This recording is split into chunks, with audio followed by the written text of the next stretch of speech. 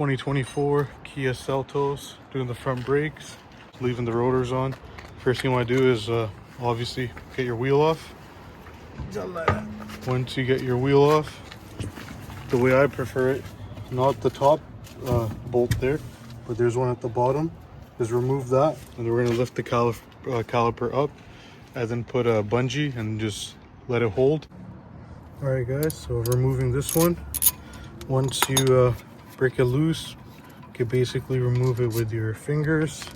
And you want to lift the caliper up from here, and then for the other side it would keep falling. So just to be safe, what I'm going to do is I'm just going to attach a bungee to it. You don't have to do this, but I did this so it doesn't fall while I'm working on it.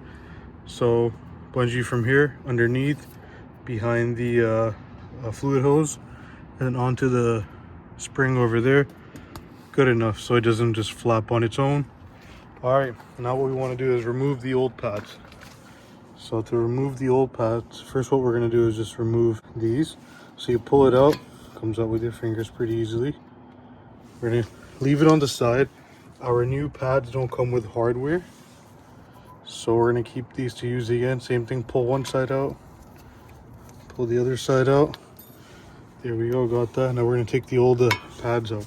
So obviously they've been there for a while, so we're going to have to wiggle them a bit. Worst case that doesn't work, get your flathead screwdriver here and just wham it out. There we go, one side. These are basically done. The other side was worse. This is actually better. And then other pads, same thing. There we go.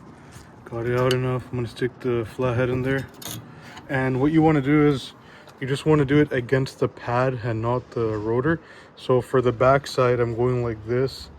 So if it scratches the pad, not the rotor. For the outer side, I'm going like this. So same thing, it scratches the pad, not the rotor. Not that it would matter, but you never know. Same thing, give it a nice little, there you go. Old pad is out. Now we're gonna put the new pads in. Same thing, we didn't get any hardware, so what we're gonna do is just put the new pads on. What you can do here is, if you want, just put some, first thing you wanna do is maybe if you have a wire brush, a finer one, just give us a little rub, get all the dust off. Same thing with the inside, and then up top over here, up top. And I'm talking about these little grooves here. And then they have lube, no, not WD-40, but lubricant for brake pads, where it's not for the pad. You don't put it on the rotor or anything. You just put it over there. Just a little dab. All right, which way does the pad go? Not this way. This side, the material side, pad material side, should be facing the rotor. Sometimes this gets a little tricky, so you can't slide it in exactly because there's this little dip over here, and then the one on top has the same thing, so you kind of have to work it in and then kind of slide it in there. So I'll show you guys one more time. So kind of put in an angle. First slide this one in as normal, this one put in an angle. There we go, we got one side of the pad in. Put the inside on too, same thing. This is not the material side, this is the material side. So you want to make sure this side is facing there.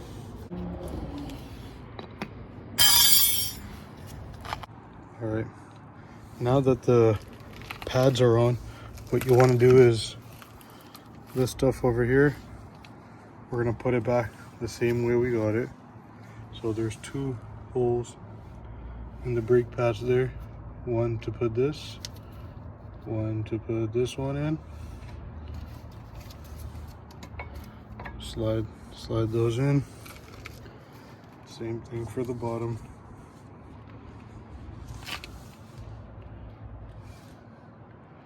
One to put this side, one to put that side.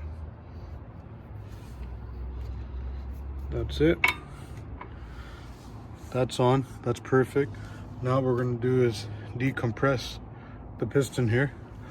So what you want to do is, it's better too, this is the brake fluid reservoir. Undo the cap, take it off, put it back on, but don't tighten it. Make sure to put that back on before you start the car and start pumping the brake. Otherwise, you're gonna have to bleed the system. All right, now what we're gonna do is, we have this tool here, the piston compressing tool. You don't really need this. You could use a C-clamp if you got one kicking around, or whatever you got that's gonna push that piston back in. So I'm gonna show you guys how to use this in a sec. All right, brake pad here, and then the tool, this part inside, and then this part outside.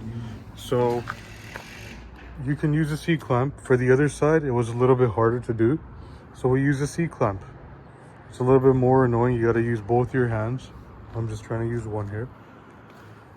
And then what we do is start tightening, and we should see that piston decompress there. This vehicle has been pretty easy. Usually in most cars I do always use a C-clamp. And we're gonna keep going until the piston there is flush.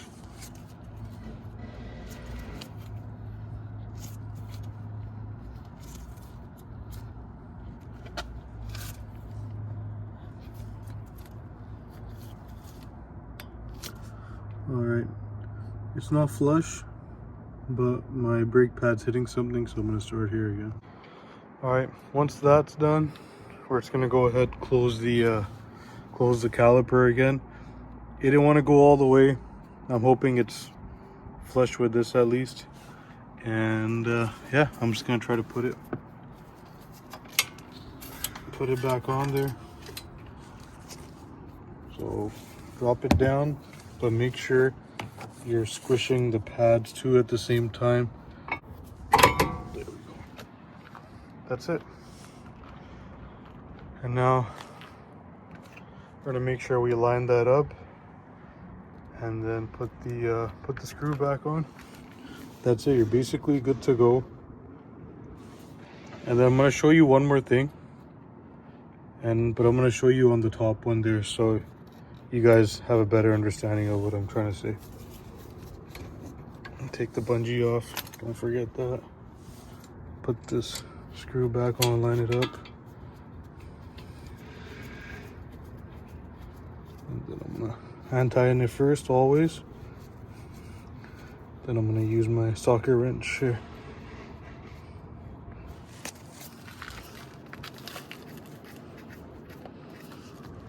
Alright. I'm using a 9/16, by the way. Feels like the wrong size, but we're kind of doing this in a rush here. That's the only thing I had kicking around.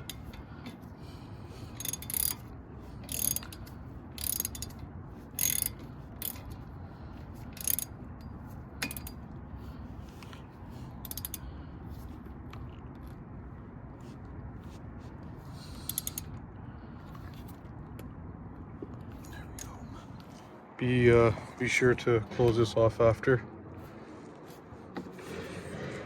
The process for both sides is the same, and this is what I wanted to show you guys. But the bottom angle would be kind of weird. So there's this guide pin over here. So when you remove the screw here, caliper slides off. We already did this for the bottom, but once you put it back together, make sure you do the top too. Push it in. All right, and it should be pretty flexible there. I'm just pull it out a bit, not too much, and it should be pretty flexible like that. If it's hard to move, you gotta just keep doing that till it's pretty flexible. All right, this seems to be pretty healthy, so do that for the bottom too. We already did the bottom.